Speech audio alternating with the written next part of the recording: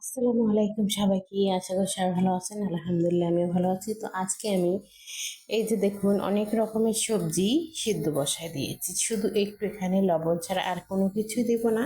এখন শুধু সিদ্ধ করে নেব। তো সিদ্ধ করার পরে এখন আমি প্লেটে সাজিয়ে নিয়েছি।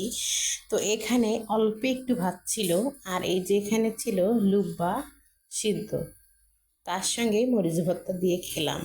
তো এই খাবারটা কিন্তু অনেকজনে খায়, তা ভাবলাম আমিও একদিন খাবো।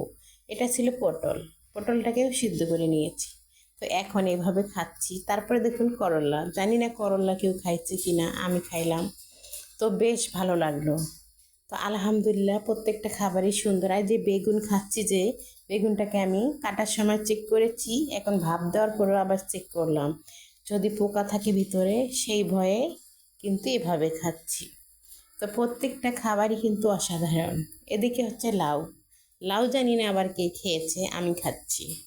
তো বেশ ভালো লাগলো প্রত্যেকটা খাবারই। তো এইভাবে কিন্তু আদিবাসীরা খায়।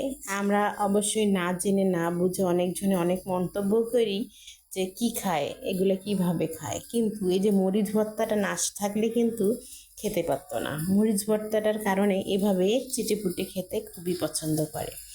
আমি অবশ্যই খেয়ে বুঝেছি কত মজা ছিল। তো আপনারাও একদিন খেয়ে দেখবেন। সবজি, অনেক রকমের সবজি একসঙ্গে করে খেতে কিন্তু বেশ মজা, তো খুবই সুন্দর।